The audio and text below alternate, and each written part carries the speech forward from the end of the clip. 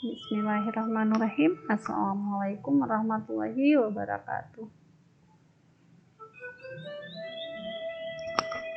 Hari ini kita akan belajar mata pelajaran Bahasa Indonesia teks laporan percobaan. Pada pertemuan ketiga ini kita akan mempelajari tentang menemukan perbedaan dengan jenis teks lainnya. Perhatikan perbedaan teks berikut. Yang pertama adalah teks deskripsi.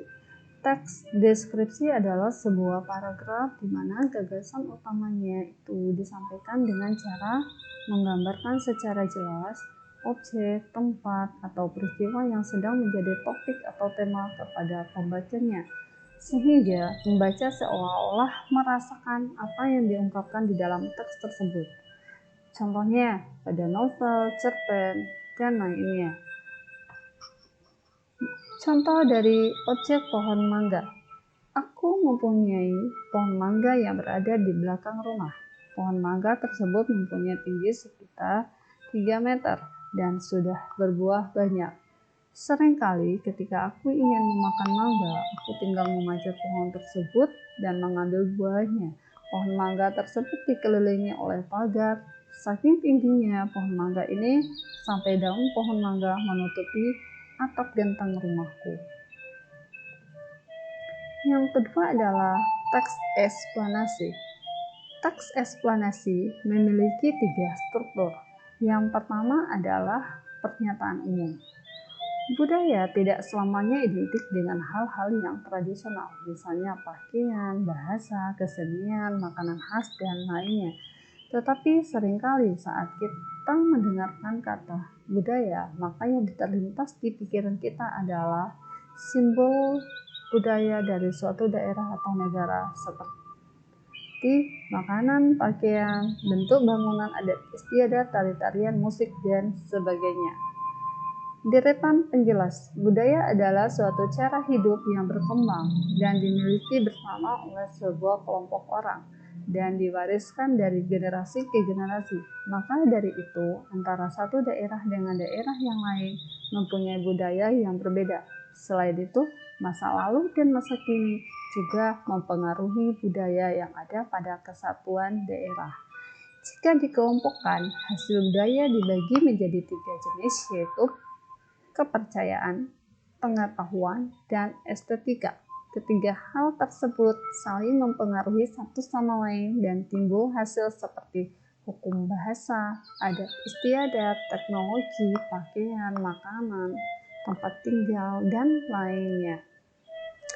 Struktur yang ketiga adalah bagian penutup.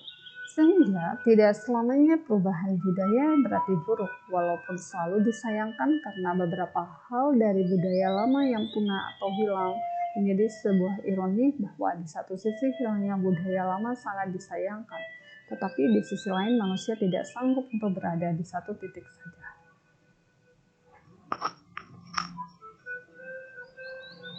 Ketiga, teks laporan percobaan. Laporan adalah segala sesuatu yang disampaikan seseorang baik berupa lisan atau tulisan yang berisi kegiatan yang sudah dilakukan pada pihak yang meminta hasil kegiatan tersebut. Sedangkan percobaan ialah suatu bentuk kegiatan penelitian untuk menguji atau membuktikan suatu teori. Jadi, jika digabungkan teks laporan percobaan ialah bentuk teks atau tertulis yang berfungsi untuk menyampaikan hasil kegiatan percobaan yang tujuannya menguji atau membuktikan teori.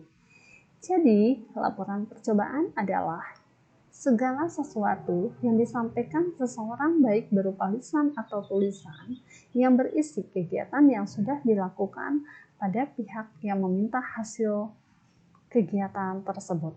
Struktur teks laporan percobaan. Yang pertama adalah judul. Judul merupakan cerminan dari objek percobaan.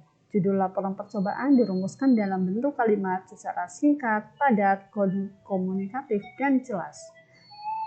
Judul harus objektif dan sesuai dengan masalah yang diteliti. Yang kedua adalah tujuan. Kegiatan percobaan biasanya dilakukan untuk memperoleh informasi secara lengkap dan objektif. Jadi suatu kegiatan. Hasil percobaan tersebut diharapkan dipahami, dimanfaatkan, atau ditindaklanjuti oleh khalayak umum. Itu yang menjadi tujuan. Selanjutnya, alat dan bahan. Jadi, alat dan bahan apa saja yang diperlukan di dalam kegiatan percobaan? Selanjutnya adalah langkah-langkah. Langkah-langkah dalam kegiatan percobaan merupakan urutan yang harus dilakukan di dalam kegiatan percobaan. Langkah-langkah dalam percobaan harus dilakukan secara sistematis. Yang kelima adalah hasil. Di dalam laporan percobaan, hasil yang ditemukan dan terjadi dalam percobaan diperoleh dan disusun menjadi sebuah laporan percobaan ringkas dan sistematis. Penyajian tersebut akan memudahkan orang lain memahami hasil laporan percobaan. Dan yang terakhir adalah simpulan. Simpulan merupakan intisari dari hasil percobaan dan pembahasan. Simpulan yang dibuat harus sesuai dengan tujuan yang ditetapkan sebelum percobaan dilakukan. Jadi tujuan dari pembedaan ketiga teks ini agar peserta didik bisa membedakan teks yang satu dengan teks yang lainnya. Karena teks laporan percobaan memiliki kemiripan dengan teks deskripsi maupun teks eksplanasi. Selanjutnya, di sini ada tugas latihan soal. Dari keempat teks yang berbeda tersebut merupakan suatu contoh agar kalian bisa menemukan perbedaan 4 jenis teks seperti yang ada pada contoh di atas. Untuk soal, silakan buka halaman 6 di LKS bagian B, dan yang menjadi isi pertanyaannya di sini. Soal, temukan perbedaan 4 jenis teks yang ada pada LKS halaman 4 sampai 5.